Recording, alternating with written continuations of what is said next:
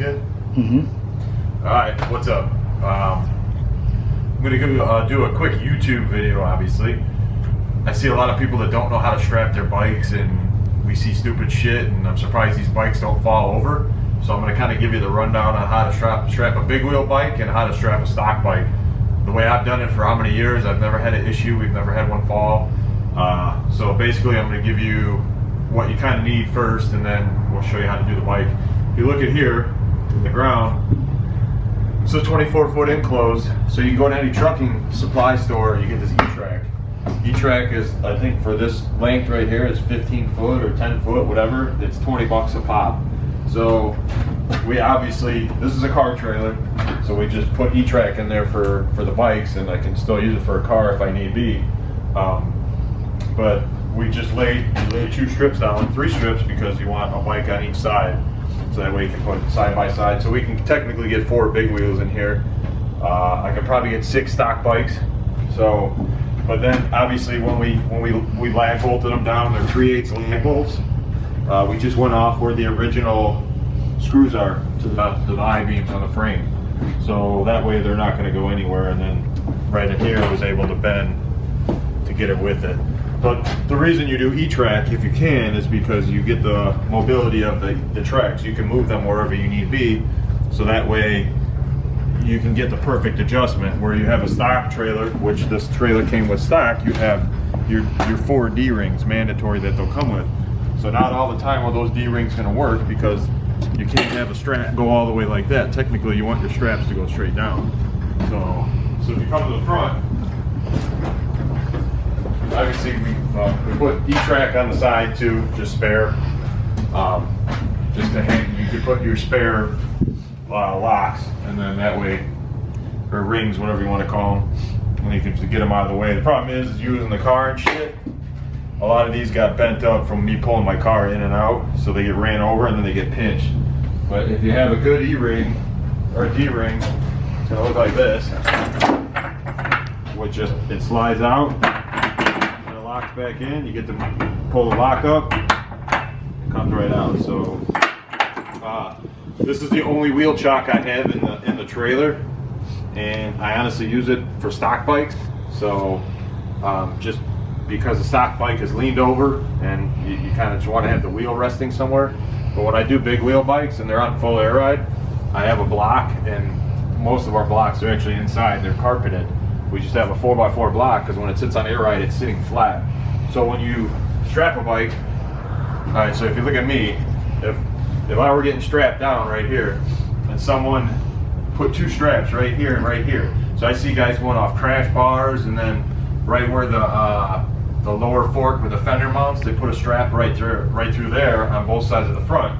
So if you imagine putting straps on my knees, my whole upper body's gonna move around, so I could tilt, you know, each way if we're hitting bumps and shit like that. Whereas if someone threw straps up here and then went straight down, now my whole body is positioned where I can't move. So we always X-point a bike. So you'll see when we pull in here, I'll put the 2 on the handlebars in the front, and then I put 2 right through the frame, and they pull back. So that way it looks like an X when it's pulled, when it's ratcheted out, and the bike can't move this way and it can't move back and forth. So let me go grab the stock bike real quick. We'll pull it in here, and then I'll show you.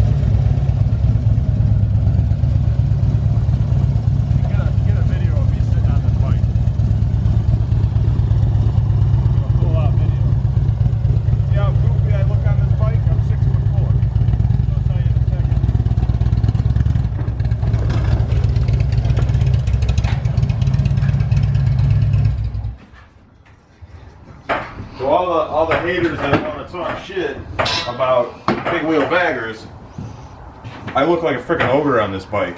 So when I do a big wheel bagger is when I originally got into it, because it makes me feel small.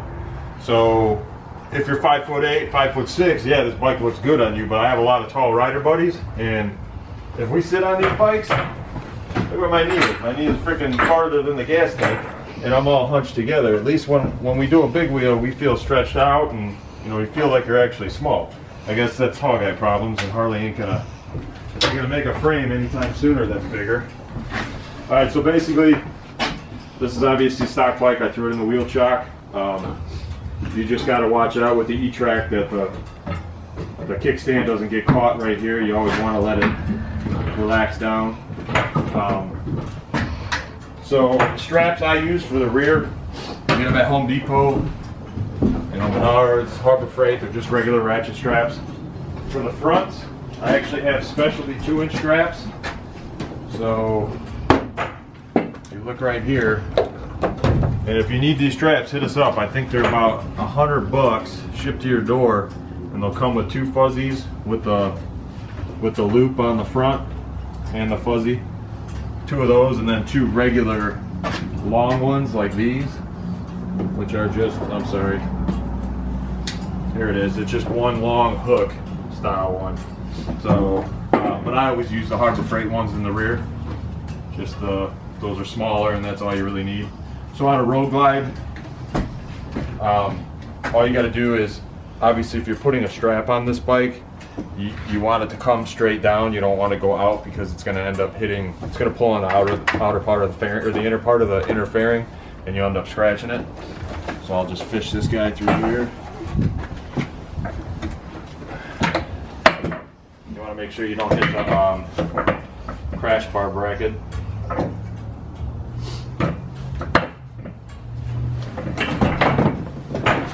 And then you always do your left side, your kickstand side first, because you can ratchet, because technically when you ratchet it down, it's already leaning, so you can make it to where it'll actually have tension when you pull on the driver to the right side. And then these you want, like I said, you kind of want them pulled forward a little bit, because that way it'll pinch up against the wheel chock. So I'm just going to basically, pull the strap tight like this. So when you put a strap on, same thing. I see dudes doing stupid shit with the straps. So when you put a strap through, I'm not going to pull it all the way through, but well, I might as well, I guess, here. So here's your strap. First things first, make sure it's not tangled up. It'll actually weaken the strap if you're all twisted up like that. Keep it straight all the way through. This is the back end of your ratchet. It only closes one way. It can only go straight. And then when you grab a ratchet, this is how you release it. You yank on it and release it that way. So what you want to do is straighten this guy out. Put it through the back end, just like this. This is the back. And then you pull it right through the top. And the reason I do this is because now I can just pull on this strap, get all the length out of it and slack, and I can hold it just like that. And then what I also do is I just leave a little slack, because I want to build a loop. Because what happens is if you don't build a loop, it can't come loose. So at least if there's a loop or two in it, that's got more to grab on. So I'll just leave a little bit like that. There's 1 loop, there's 2 loop. Now I'll crank on it a little bit, all while holding it like this, because you want this strap to stay tight and not wrapped up on one side or the other. I hate to say it, but people don't know how to do this, but might as well be detailed about it. Alright, so here's the other guy. So there's a strap over there. Just grab it, make sure it's straight. The fuzzies on these aren't really going to matter where you're hooking them up at, because you're just really trying to keep the paint protected. But I always just put them right above the bars. And then obviously make sure all your lines and cables aren't in the way from getting pinched. Here, once again, I'm in front of the road glide, the fairing or the crash bar bracket. So now, if you're a one-man show, what I do is step on it right here.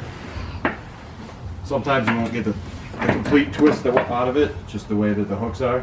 So it just makes it easier. Step on it a little bit.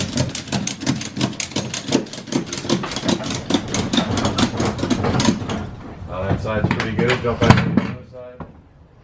Actually, I'll ratchet it once more over here. Just to get it tight. Same thing, jump back. It's still on the kickstand over here. Make it tighter. I'm going to make it tighter on the kickstand side. So right now, if you look, this dude ain't going anywhere left to right. Now I'm winded from doing that. Alright, so now you grab 2 rear straps.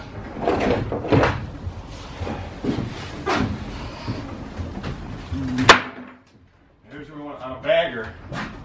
It can be different. I mean, technically on a stock bike, if it's not a spoke, you could put one through the rear wheel and just pull back that way. But if you're going close, you could. If you're going far, I always exit.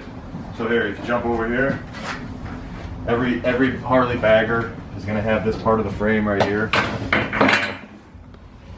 right under the swing arm cap. So you're just going to pull it through there. Make sure your strap is not twisted up.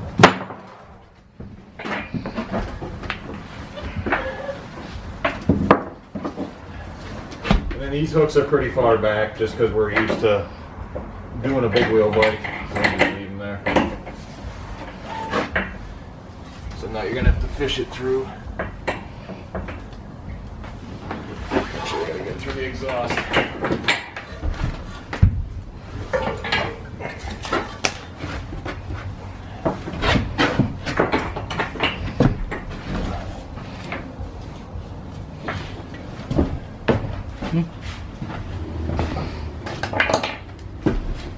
Same thing, this is the back of the ratchet.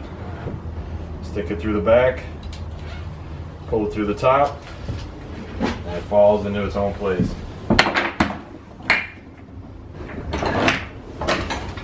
Especially these will come loose, so I always build a good amount of slack on these because these are 1-inch straps.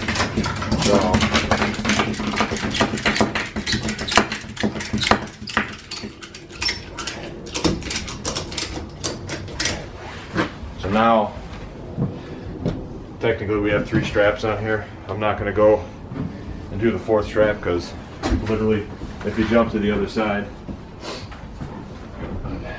when you do your exhaust side, when you put the strap through, make sure you put it behind your vent lines and your clutch line and everything because you don't want to yank on that stuff. This is all for the 14 and up, 13 and down baggers won't have it. So, but you would just put a stripe through there, make sure it's not hitting the cross pipe, pull it in the back, and now if you look at the bike, even with 1 strap on it, you know what I mean, it's going in there. So what I would do is I'd crank it 1 or 2 more times on the front, and then once you throw that 4th strap on there, really, if you're going over 1,000 miles, randomly check the rears, and you'll be good. So, because the fronts will never come loose. Like I said, the rears can come loose a little bit, but nothing drastic. So, yeah, that's it for the stock one. So let me get this guy out of here, and then we'll throw in a big wheel real quick. I'll show you how to do that one.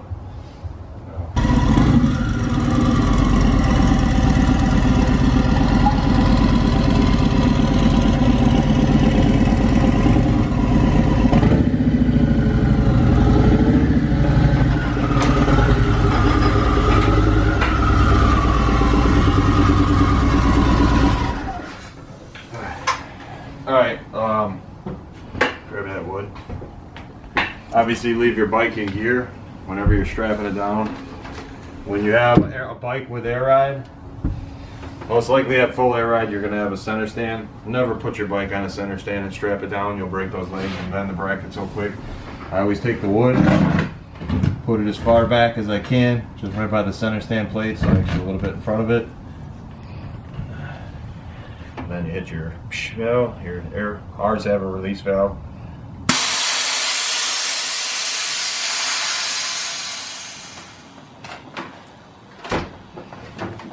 So this is a roll glide. This roll glide is actually going to stay in here because it's going to the seat guy. So we're going to have our seat made. Let me steal the camera for a second. So on roll glides, you have a lower fairing accent piece that actually is held on by these TT40s right here.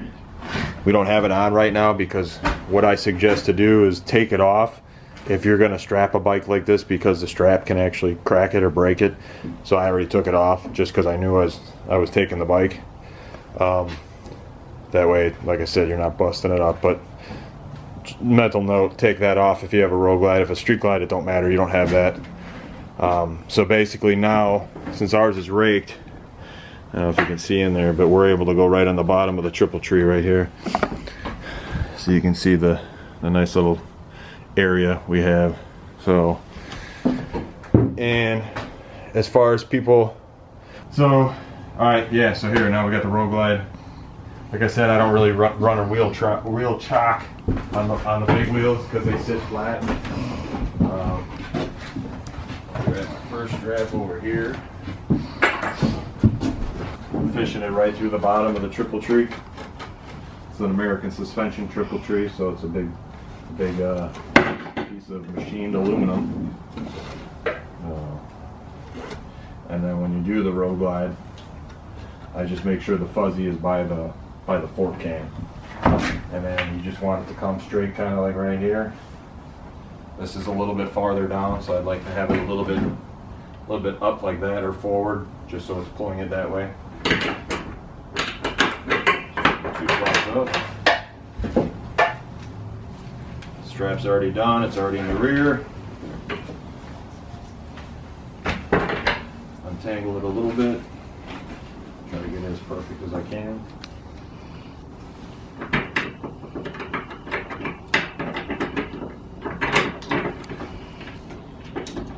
Give it a little slack until I start seeing the bike move, and jump onto the other side.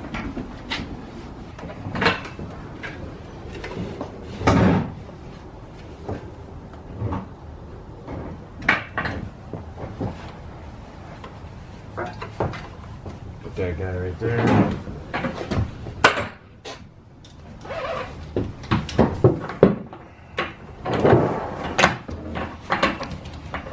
A little slack. Now what's going to happen, since it's sitting on air ride, when I start ratcheting these tight, the rear is actually going to want to pull forward. So at this point I got to throw the rears on it. So now that you can see this side a little better versus that other Road Glide, the stock one. Try to do my best to fish it through the back, avoiding all the clutch line and the air vent and all that stuff. If you hit the harness, it's no big deal.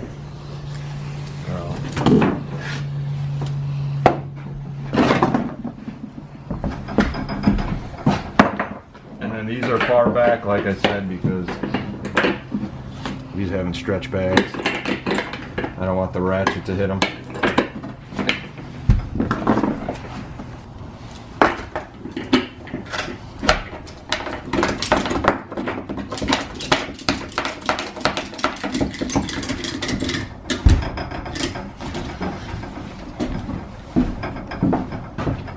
All that was is it just moved off the center stand. Like I said, the block was a little bit too far back, so it actually just moved enough to pull itself off of the center stand bracket.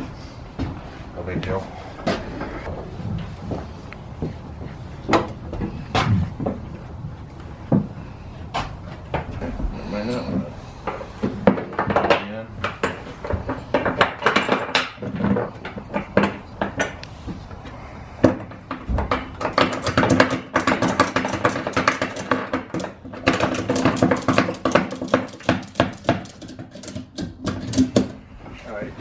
Jump back to the front. Hold the strap up.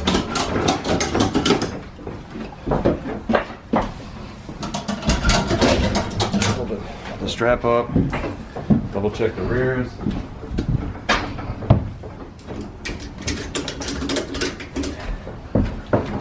That one's tight, that one's tight. Make sure they click down because that locks them. And that's it. So, she ain't going anywhere. And if any straps ever lock and you can't get them to release, re-ratchet them once. Give them one ratchet, and then it'll reset it. That way you can get it loose.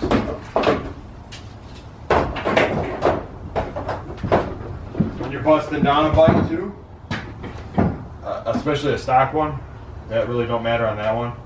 Always hold it on the handlebar, but this one's already leaning this way, so technically you want it to lean on the kickstand side. You can come up here. You want it to relax on the kickstand side, so that way, I mean, like I say, you take this side off, it'll fall over that way, there's no kickstand. So I'll just grab it like that, give it a little bounce, and hold on to the strap right here too, just so I know it's safe. Through. This will have a little tension on it when it comes up. Still holding the strap. That's it. Let's see if she starts. Oh, she's dead. Yep. Go grab your jumper.